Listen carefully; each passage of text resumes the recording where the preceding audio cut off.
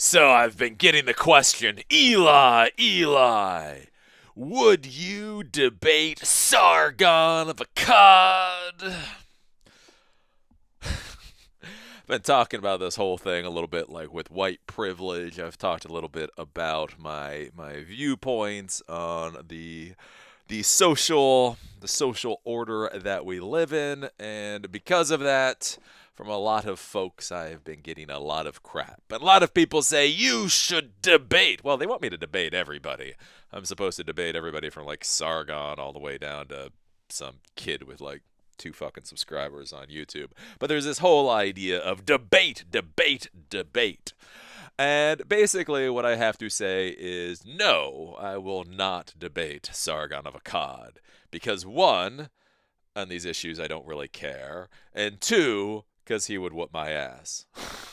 If you're going to be successful in life, here's a little lesson for you. Here's a little lesson for you. If you're really going to try to be successful in life, focus on the things you're good at and don't really worry about the things that you're not. So when I talk about the whole everything with social issues on this channel, basically what I am trying to do is I am trying to get you folks to be thinking about those social issues so that you don't get yourself into a mess unnecessarily. This is one of the reasons why I came out of the closet talking about that I voted for Trump. Because what I can see is in the Silicon Valley thing, this whole hashtag resist movement, what seems to be getting lost in the equation is that almost, to be clear, I'm not lying to anybody, almost half the voters voted for Trump. This is not where Trump somehow got two voters and then manipulated the system. He got whatever it was, 62, 63 million votes. To be clear, compared to 64 million votes. But the thing was, 62 million people voted for Trump. And therefore, if you're walking around saying that every Trump supporter is an idiot, I don't think you realize what damage you're doing to your career, because there's a lot of people around you that may have voted for Trump that aren't just willing, interested to get into the whole conversation. So you're walking around calling all of these people idiots and not even realizing it. And I noticed that being here in the blue state, as I say, we pea blue around here, and I just noticed that I've gone to events, I've gone to social events where people are very vocal about how they feel about any Trump supporter, and that's the thing. It's not even how much they hate Trump. To be clear, if you hate Trump, hey, spaghetti monster blessed, that's your business. But when they start talking about how stupid you had to be to vote for Trump, that's where I sit there, and it's like I don't want to get into an argument with you because it's not gonna go nice, right? When I argue, you don't forget. It's not like, oh, we shake hands the next day a lot of times. So I don't want to get into an argument with people over it. But on the other hand, to be just basically being crap talked about by so many people, it doesn't make you happy about the situation either. So that's one of the reasons I talk about Trump. And then I talk about things like with white privilege or BLM, where I talk about the experience of, again, going into Baltimore City, where you have these startup founders, you have all these people trying to improve the city. We're going to make the city better. And you go in, and there'll be 50 people in there, and two African Americans. And here's the thing, and I actually know the stats on this because it was so freaking weird to me. Where I went to, I went to an actual, like, one of these startup things, and what it was supposed to be like building the city. It was all these support services and all that kind of stuff. 50 people there, two African Americans. And then I go and I talk with the assistant who had created the event, and literally was told that that the reason that the people that were there was that these were the people the person who ran the organization knew. So, you know what I'm saying? And that's where you sit there and you think about it. You're like, well, wait a minute. Your organization is literally asking for money to improve the city. I went and I took a look. The city is 64% African American. And your person who runs this organization, like, doesn't see this as a disconnect where over that literally when you're at this event, you have two people that are African American in a city of 64%. And it's not where you sit there and the person says, well, we reached out to the community. We talked with these people. We tried to make sure that that everything looked better on the stats, make sure everything was more representative of the community. It is simply, oh, these are the people that our leader knew. You just sit there and like, oh yeah, hey, you wonder wonder why there's animosity sometimes. You wonder why there's issues. Oh yeah, white privilege. It doesn't exist, right?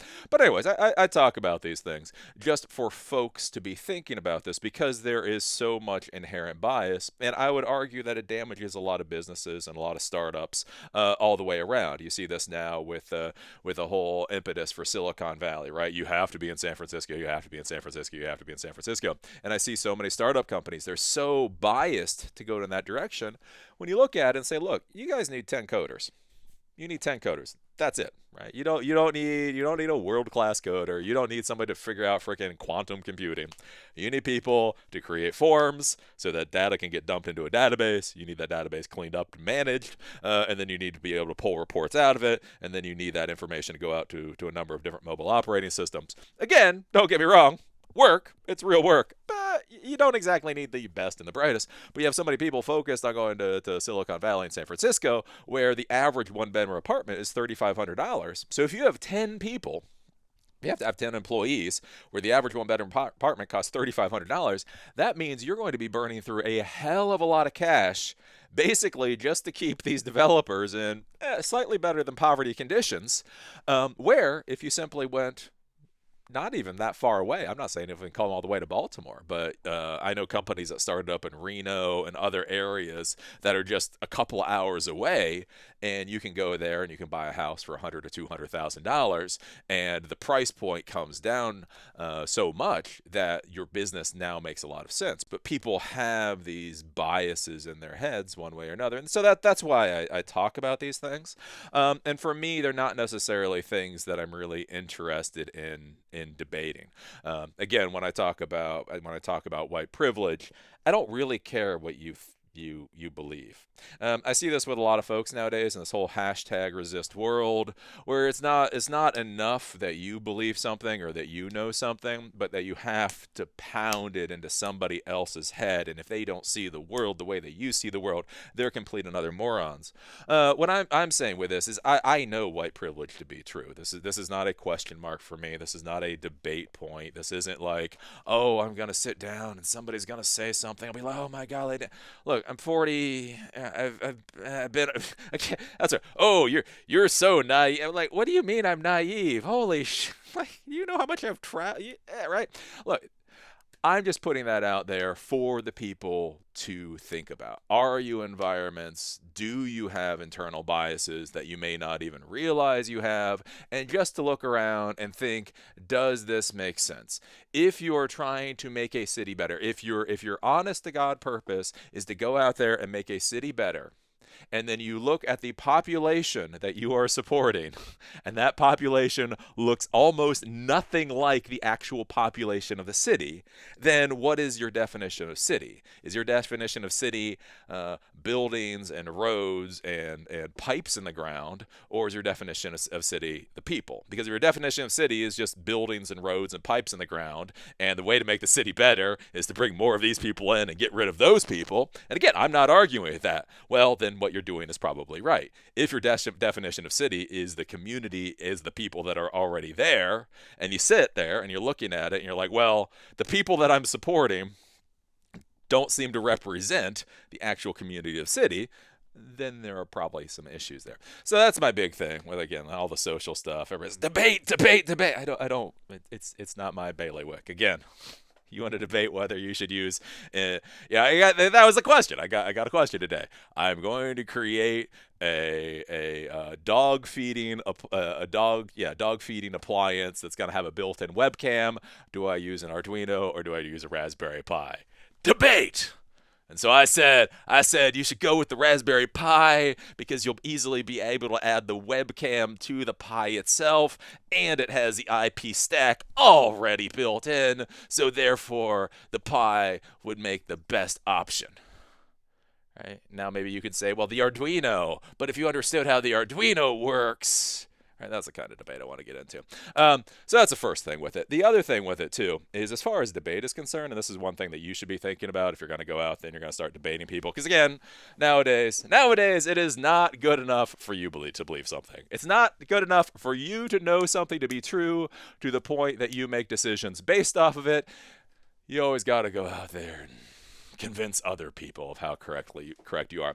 The problem that I find is for myself. I am a very bad debater. Not that I'm not good at doing arguments. Again, when you think about like arguments and debate, Socratic method, they're different things. And so if I'm going to argue for a particular thing, I can do that very well. This is where I talk about you go to a C-level executive or you go to a decision maker and you're arguing for your position. I can generally win that and things at least that I care about. The problem with debate is a much bigger thing, and a lot of people like really enjoy debate, and they enjoy the back and the forth in the way that I don't. I am interested in arguing to implement a specific solution, but just this overarching idea of debate. And the way that I think about it is when I was traveling through India, I had a travel buddy for a while, and she had graduated from Cambridge with a philosophy degree. Oh my golly, she about drove me up the wall because I didn't understand. That's the thing to be thinking about, like with debate, and do you want to get into all this mess? Is so she had her degree from Cambridge. I had my degree from not Cambridge, right? And again, people graduate from something like Cambridge, and they just walk around with little. They got their airs on. And I was young enough back then to still care if somebody graduated from Cambridge. And so we would sit there, and since she had a degree in philosophy, and you're sitting there and you're traveling, so you're talking about things and arguing. And I couldn't figure out why I was getting so frustrated every time I debated her or every time I argued with her. Because that would be like I would be going along, and then something would come up, and it would go back and forth, and then I felt like I had like a good line of argument. I felt like I had a good, I felt like, yep, okay, I'm winning this one. And then all of a sudden, it'll be like a couple of minutes later, and I was just pissed off, and I was confused, and I was losing. But the problem was, it wasn't that I was losing. I didn't really care about winning or losing, but I didn't even know what the fuck we were talking about anymore. And that was one thing like you find with debate. And at a certain point, I kind of blew up. I was like, what the hell are we even doing here? And because what it was what she found with argument is essentially as soon as she started losing, right? Any one train of argument, then she would just redirect the argument into a different direction. So if we're talking about, I don't know, something like civilization, is this society more civilized than another society? And they're sitting there and you're arguing down this track, and then like some word would come at, like whether it's civilization or whether it's justice, and then it would start being like an argument about that. And what you think is while you're having the debate, you think it's just a little sidetrack, and then you're going to come back to what you're originally talking about. But then what people are good with debate and all this kind of stuff is they take that sidetrack and then they completely go off into a different direction with it. And if you're not good, then you just get into like just this mess. So when people are very, very, very good with wordplay, it becomes very difficult, especially if you're not good with wordplay. Like I see this a lot right now with this whole, again, I talk about again, I don't care what you think. I really don't. But like I see this a lot where I was talking about something like with the difference between men and women, and the whole issue like with rape comes up. And so there's this whole line of reasoning people now have that men get raped more than women. Oh, can I just say something? Just 1 second here. I'm not sure how sad men are getting nowadays. Like, I don't understand what's going on with men nowadays where like we have to be worse. Like, we have literally gotten to a world where it has to be proven that no, women are just complaining. Men really do get raped more than women. And again, I'm not even sure where we're getting to that world. But anyways, and so that's the thing. Like when I think about rape, what I think about is penis and vagina without consent. And now when you get into rape and when you get into things like consent, that does bring up certain issue. Again, if you have 1 beer, are you able to give consent? If you have 10 beers, you're able to give consent. If you have 10 beers, but you can walk in a straight line and do this, can you give right? And again, that's a debated argument. But there's this whole thing going on, like with men get raped more than women, and it like with that. I mean, it took me from left field, and I'm like, what the hell is this? Well, the problem is any of these kind of debates, you have to be on your toes, and you have to know all the subject matter, and you have to be able to go back and forth. Well, what I found, as this is the most disingenuous bull crap. But that's the thing. But you have to have the time to be able to go and see what the hell they're talking about. Because when you hear that men get raped more than women, just on the face of it, that seems to be the most absurd thing in the world. And then they say, well, yeah, see, you think it's absurd. That only shows how close-minded you are. Well, but then you go and you do the research. And if you go and do the research, what you find, which is kind of curious, again, curious, I don't want to get into the debate over, is somewhere around 2010, 2011, holy crap, the Justice Department modified the definition of rape. Oh my God, they fucking raped that silly putty. Oh my, they took the definition of rape and they basically it's like they made that definition the most silly putty-esque. Again, so it's not even like, again, when I was young, you think about rape as in you put a gun to a woman's head and you have sex with her, that's rape. And then you go into the 90s and all that, then we get into the whole date rape thing and what is consent and all that. Holy crap, you get to 2010, man, they're like, Justice Department's like pulling that crap like silly putty, where any kind of sexual act, I mean, you just go and you read it, you're like, what the hell? And you're like, well, okay, if we start defining that as rape, then, okay, I guess you're getting closer to your mark, but it's not the same fucking thing, right? But then what they then pull in is, well, you know what happens in the criminal justice system. So if we've now silly putty the thing with rape to this definition, and then you look at what happens in the criminal justice system, our criminal justice system in the United States massively skews against the male population and is a fucking travesty. Our criminal justice system is a travesty by any measure. But the people that the sexual assaults that happen in there are now considered rape. And you see that men are getting raped more than women. So women really need to shut the fuck up. And you're just like, yeah, but I mean, yeah, you've used words well. But that's not the same as, women getting roofied when they go to the bar. That's not the same as windows that are beside fire escapes getting jimmied open so that women can get ready. It's like when you distort the definitions of things to such a massive degree, and then you start convoluting false connections, then you just sit there and you're like, oh, what the hell am I supposed to do? And that's the thing, is like I bring up that whole thing with rape is because that is a real argument. That is a real argument being presented is look, men get raped more often than women. And you're just, oh, hell. And I had to unpack it, and I did. People say, oh, you're arrogant. No. Arrogant would be like, screw you, I'm not looking into it. I was like, okay.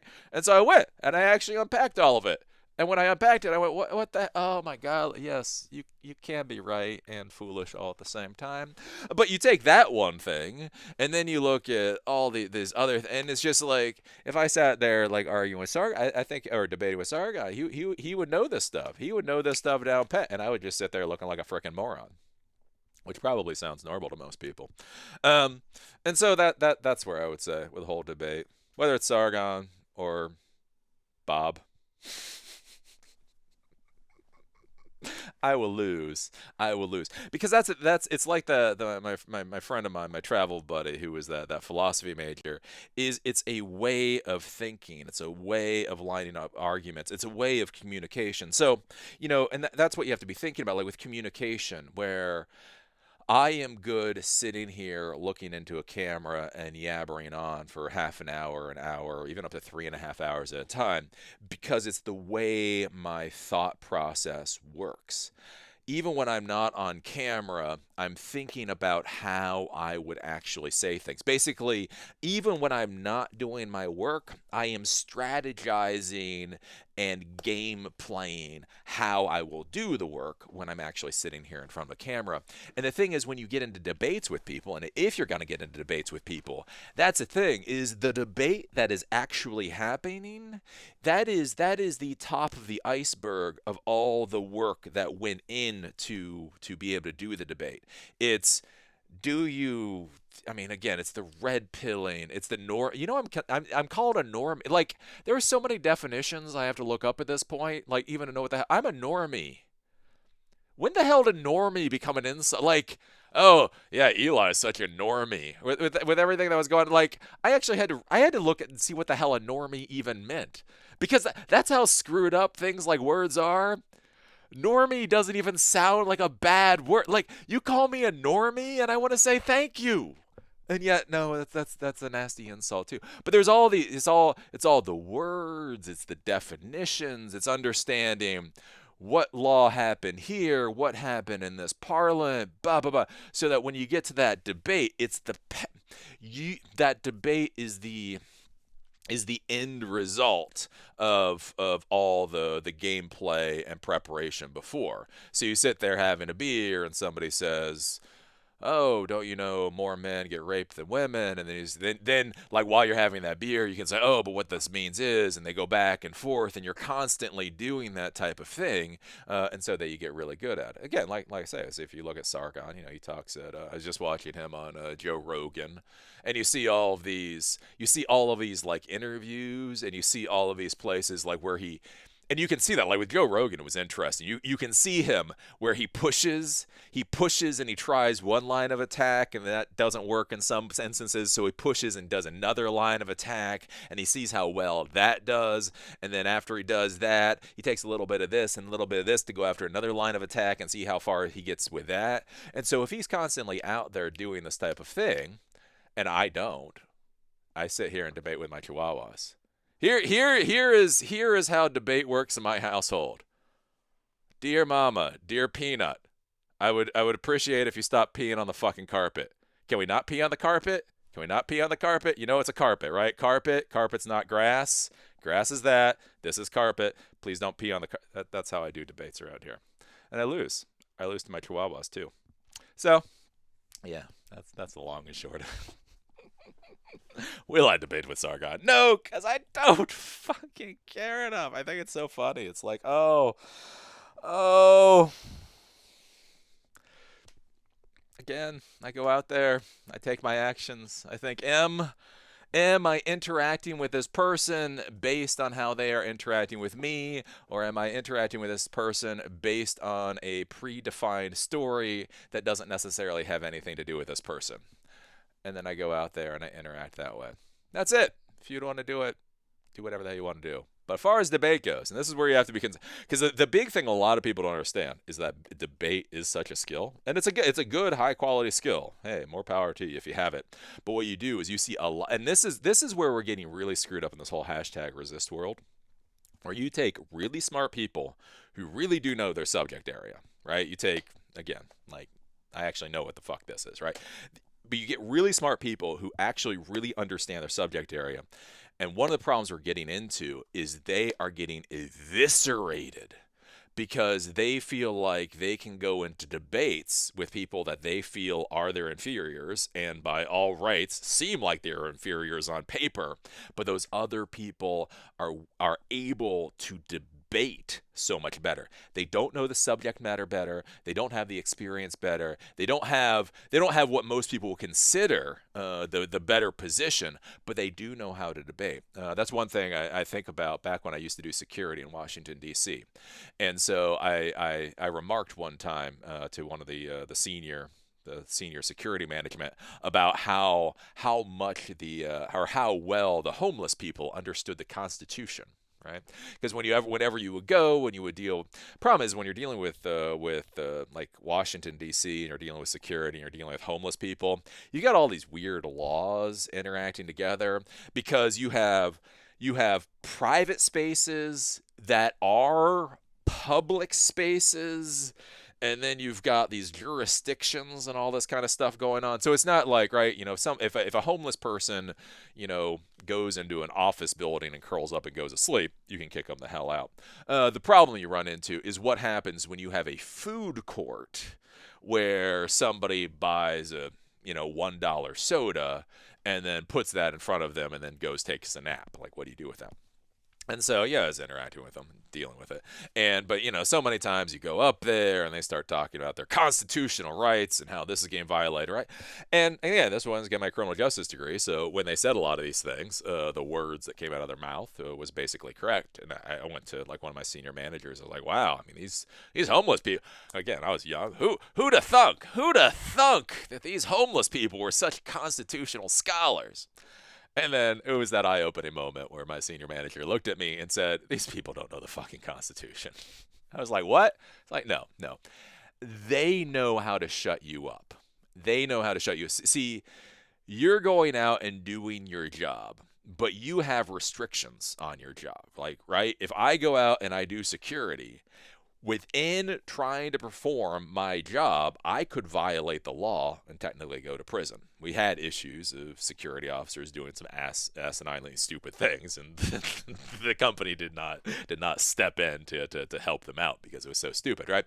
And so that's the thing. And so basically said, so they know while you're trying to perform your job that you have limitations you have to work within, and how our legal system works. Unfortunately, those aren't bright, shiny lines. So all they have to do is they have to say the appropriate words to get you to think and start to doubt yourself and what position you hold, so that you will then not carry through on your action.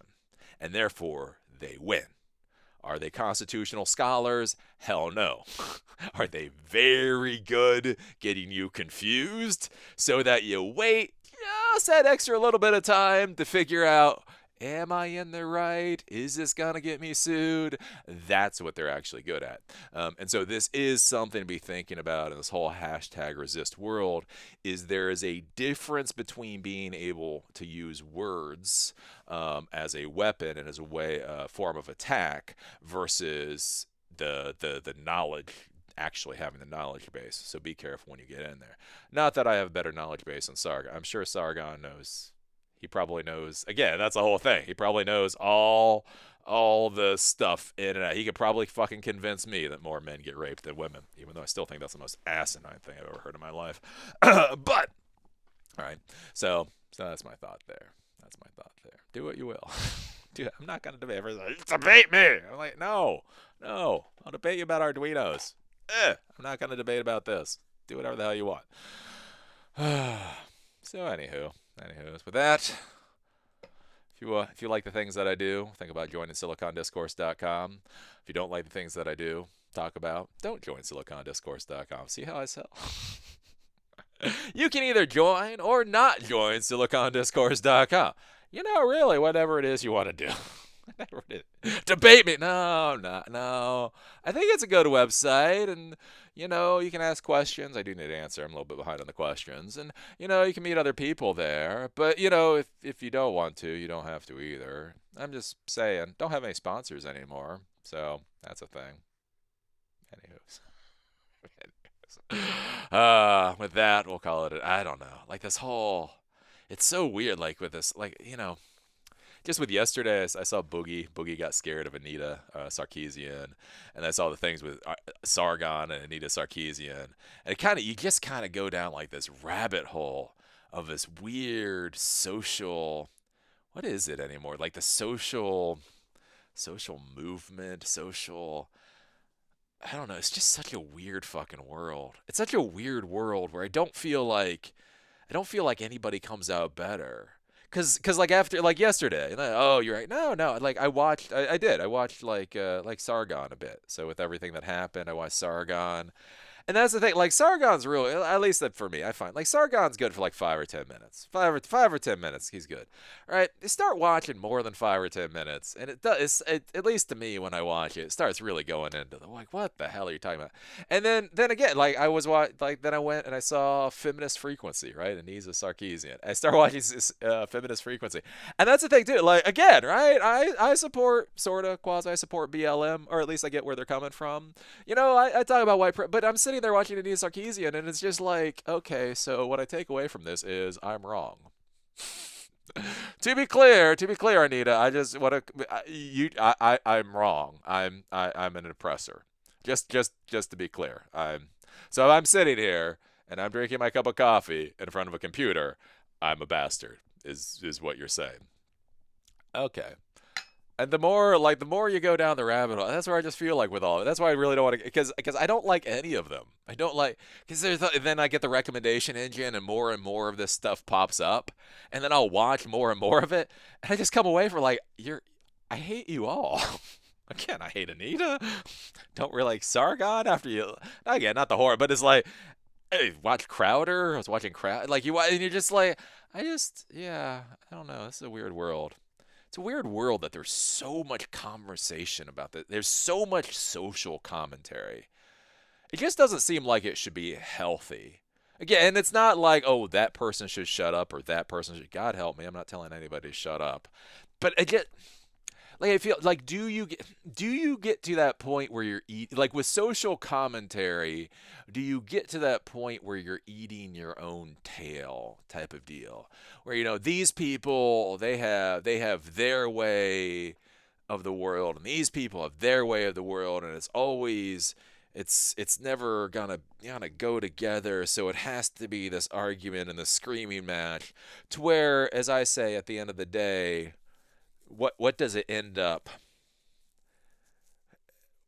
how does it end up being better? Does the failure of feminism prevent 3 million drivers from losing their jobs to automated vehicles? Right? I mean, again, like, does all the social patting people on the head or whatever make people better coders? That's why I say, like with minority, that's why everybody gives me crap with the white privilege, but they don't listen to me. Because again, like one of the things I talk about in the tech world is the tech world doesn't need any more black people. Right? No, but it's true. Like there's this whole idea, we need more African Americans in tech. We need more women in tech. And this is where I piss everybody off, because like, no, we don't need more African Americans. We need more good engineers. And if they happen to be African American, I would argue that's brownie points. Like, I would argue that there is a value of bringing employees into companies from underrepresented groups. There's a value of, this is a market that you can go after, right? So if you're selling products or you're selling consumer-based products, maybe there's a demographic that would be interested in your product. You don't interact with them, so they don't know your product exists. So bringing in that type of demographic, if they're a good engineer, that might open a new market for you. The same is true of employees. You may have a group of people that don't think companies like yours would hire people like them. So you have a demographic of people that you may be able to get for better market rates, but you don't think about advertising towards them, and they don't think about coming to you for jobs, and so that doesn't work. So I think there's a benefit there, but it's not like they don't need more African. It's not like I'm an African American. You should pay me $50,000 to $100,000 a year as a professional minority, right? See, that doesn't really work either. You're like, no, no. But I feel that's why I feel like with so much of the social commentary, that's what it turns into. It turns into like this weird feminism is wrong, white get, and it's just no. What I'm trying to say, what I'm trying to tell people is we have internal storylines, we have internal narratives that many times just factually are not true. You think If I'm going to have a startup, this is again the tech world. If I'm going to have a startup company, I have to go to Silicon Valley. This is a narrative. It is a bullshit narrative. If you go to Silicon Valley, you're going to have to be paying people. You're going to have to like just eye bleed costs for employees. Any of your employees that are going to be worth a damn, you're going to have to constantly worry about them being poached. There are just so many issues with going to Silicon Valley or San Francisco to create your startup, whereas if you just go 3 or 4 hours in almost any direction, at least for most startup companies, you could actually grow to a pretty decent size. That's where, like Geist, one of my old sponsors, I mean, that's why I push the concept of Geist so much, is they're in fucking Lincoln, Nebraska. Lincoln, Nebraska, multi-billion-dollar tech company in Lincoln, freaking Nebraska. You don't think about it, right? Because there's a storyline. You don't think about Lincoln, Nebraska, right? And that's where I try to explain these things. Not that white guilt, this is what you have to do, or not feminine. I don't care about it. It's just, again, it's like with the whole feminism thing. Oh, you're talking about fit. No, what I'm saying is, look, if you look at the population, 51% of the population is women. Right? So that's 51% of the potential employees. That's 51% of the potential market, just for the standard things. And then I know, being married, is that women have different requirements than men. That's why I talk about, like, my wife has this iOS app for her cycle. I don't even want to think about it. But it's very important to her. There's stars and flowers and I don't know. There's a whole UI communication thing there that I would just never even think about. Like, I would not, it would never come up. Not only would it not come up, but even when I think about it, I don't want to think about it, right? But that is a huge market. When you start talking about reproductive health and the addressable market of that can be addressed through things like smartphone apps, basically things that startup companies can develop, it is billions and billions and billions of dollars. And somebody like me is just not even going to think about. Again, even when I do think about it, I want to stop thinking about it. So that's billions of dollars. And that's where I try to say, it's not about feminism. It's just going up to these people and say, hey, I value you as a part of society. You have needs. You may be willing to spend money on needs I haven't even thought about. So, hey, what can we do for you? Right? That's what I try to say with all this stuff. But of course I'm wrong. But of course, for that, I get called a normie. I don't know. I am King Normie. I'm either King Normie. I am the King Keck Cuck Normie. Yes, I won my Keck status in the great World of Warcraft war of 2009. Is that World of Warcraft is Keck or Cuck? I don't know. Eli, you don't say the things that I say, therefore, fill in the blank, insult to you. Okay. So anyways, that's my thought. Long-winded thought. Anyways, I think Sargon is good for. I think he's good for debating. He's very good. He's very good. He's a very good communicator on that kind of thing. Yeah, I just question. It's kind of like with the whole video game thing, right? Yeah, talk about that where I don't think kids are lazy. Again, you try to play these modern video games, calling kids lazy is just wrong, right? You try to play fucking Prey 2 or whatever. There's a lot of stuff going in there. It's just I question like the direction of the energy usage, and so that's where like I look at Sargon. And, no, he would whoop my ass at a debate. But again, and something for you folks to be thinking about. But is this, if you look at, he is obviously intelligent. He's obviously a very good orator, and I'm sure he's a very good debater. Like when I listen to him talk, and then you think about the things that he's talking about and debating, and that's where I just want. I would say just people to think is that the best use of your intellectual resources? I think about that, like with Boogie. Like, what if Boogie 2988 taught math the way he talks about video games? Right? I don't know. Probably off on a tangent at that point. Anywho, if you want to support me, think about joining SiliconDiscourse.com. If you don't want to support me, don't join SiliconDiscourse.com. Regardless, I think my wild rice is ready. I'm going to go and eat some good old-fashioned wild rice. We'll see you folks in the next video.